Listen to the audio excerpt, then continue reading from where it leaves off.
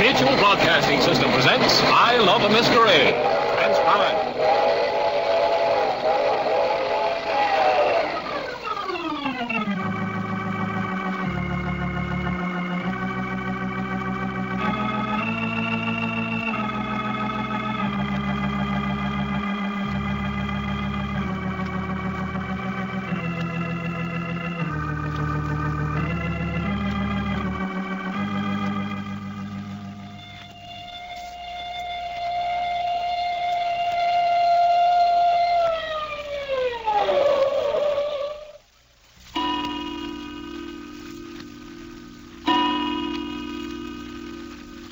People are so dead when they're dead, aren't they? Not a very suitable sentiment for the occasion. No, don't touch anything.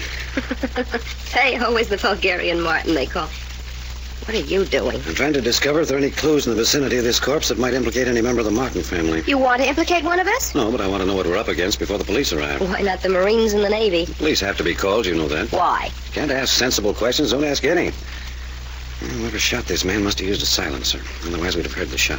A good-natured drunk has a gun with a silencer. Your brother Joe? Mm-hmm. And I still want to know why we have to call the police. Murder's the policeman's business. Not this murder.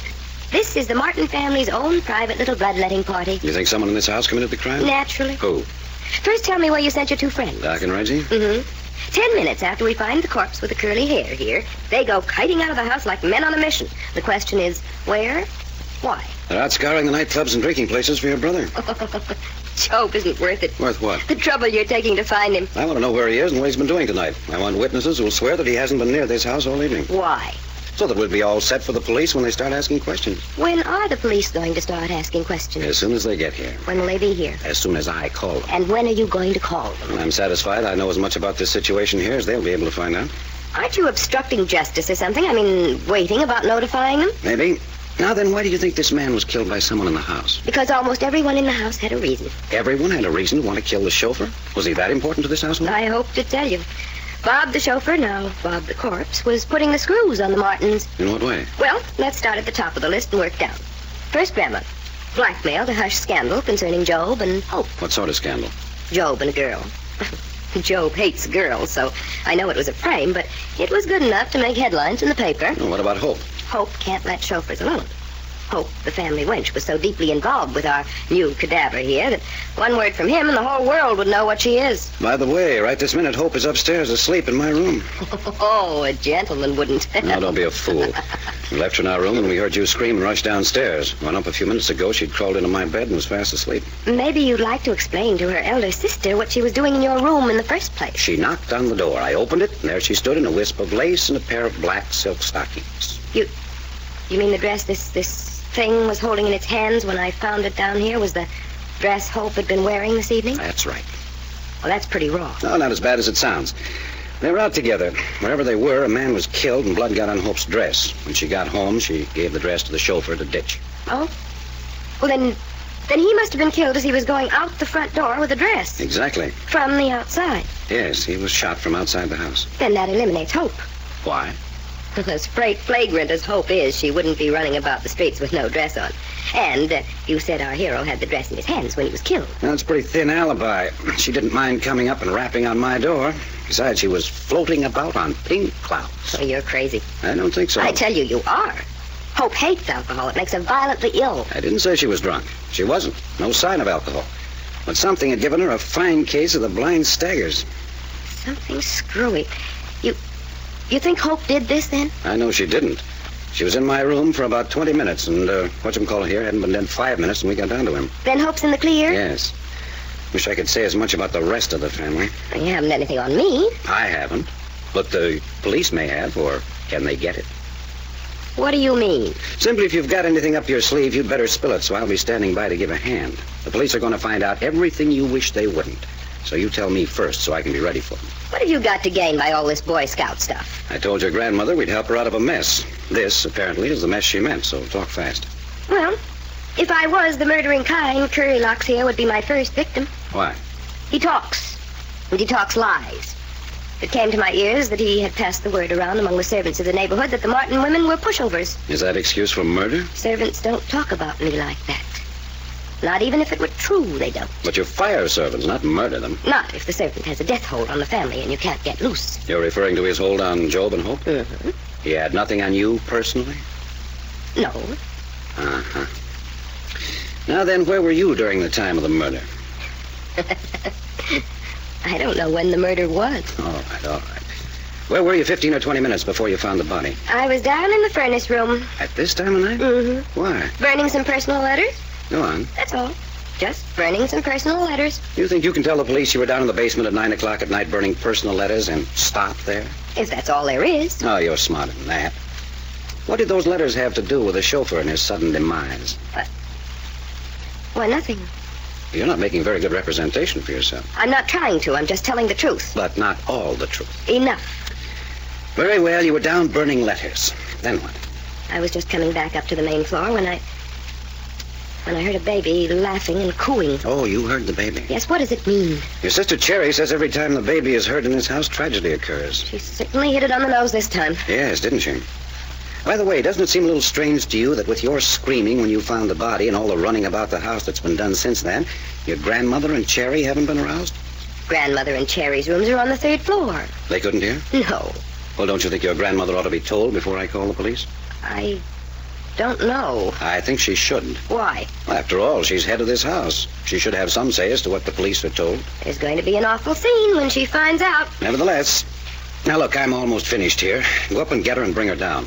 Also, while you're up there, get Hope out of my room and take her to her room. But you haven't asked me about Cherry yet. Well, what about Cherry? I mean whether she might have a reason for killing the family leech. Well, has she? No. Great. Now will you go? And Job. I know all about Job I need to know for now. Oh, wait, there is one thing about Job. You say he has a gun with a silencer? Mm-hmm. You know where he keeps it? Yes, in his bureau drawer. Well, while you're upstairs, look and see if it's there. Yes, if you think that... I don't think anything. Now go on. There's something I've got to do, and I don't want you here when I do it. You mean Hope's dress? Never mind. What are you going to do with it? I didn't say I was going to do anything with it. But you are. Well, what you don't know, you can't tell. Now go do the things I've told you to. All right, but hurry. Grandma'll be down here 2 steps at a time the minute she hears. Oh, the furnace is a swell place for Hope's dress. I think they call it destruction of evidence. Sorry, old boy, but I need this dress more than you do. Didn't I tell you? Oh, it's you. I'm Jerry. Don't you remember me? Why aren't you in bed? They're in my room. Who's in your room? They. Look what they did to me. What do you mean? On my shoulder. Right through my pajamas. Well, you're bleeding. I know it. You mean someone came in your room and slashed you? Yes. Here, let me see. Exactly like the cut on your arm. Sometime they'll get tired of frightening me, and then they'll kill me. Didn't I tell you? Didn't you tell me what? That every time the baby cries, something dreadful happens. The baby didn't cry. It laughed. I know. That's because one of our enemies was killed. What do you mean? When it's an enemy, the baby laughs. When one of us is in danger, he cries. You're getting just a little wacky on the subject of babies, aren't you? No, it's true. You wait and see. Now, look, Jerry, you go up to my room and wait for me. I'm busy. As soon as I've finished, I'll come up and put a dressing on that cut. I hope the baby doesn't cry anymore tonight. I can't sleep when he cries. If you don't get... Wait a minute. Someone's out on the porch. Why don't you close the door? The body's right in the door. Can't move it until the police come. Hold it. Pardon me? I thought this is where I lived. It's Job. Inexcusable. Man must be pretty spifflicated when he walks into the morgue and thinks he's home. This is your home, Job. It is. Yes. Oh. What's this cadaver doing blocking up my doorway? He was just killed there. Oh. Thought it was a corpse trying to escape from the morgue. Shall I step over him? If you want to come in, I'm afraid you'll have to. Yeah, give me a hand. I'll help you over. Nice and friendly. I think I'm going to like you. There you are. Easy step. I'm a very wide man. By the way, who are you? Name's Jack Packard.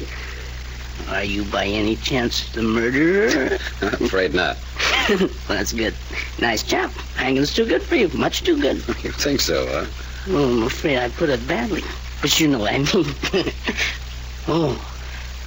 Oh, Cherry. Hello? Friend of yours? No. Oh, thought maybe he was. Pajamas such awfully bad taste in the company of a strange man. I'm scared. Poor little terrified mouse. By the way, what did the preacher better give for me to ask the name of the visiting corpse? He's your chauffeur. Not Bob the Bandit. Well, you seem pleased. Oh, frightfully. Who had the good sense to do it? We thought maybe it was you. That's a tribute. Great tribute. Should have. I never got around to it. A gun with a silencer was yours. Consider it murder. No noise. Don't disturb the neighbors. I understand you have such a gun. Oh, so I have. Where is it now? Upstairs in my bureau drawer. I hope you're telling the truth, Job. Yeah. Yeah, I hope I am, too.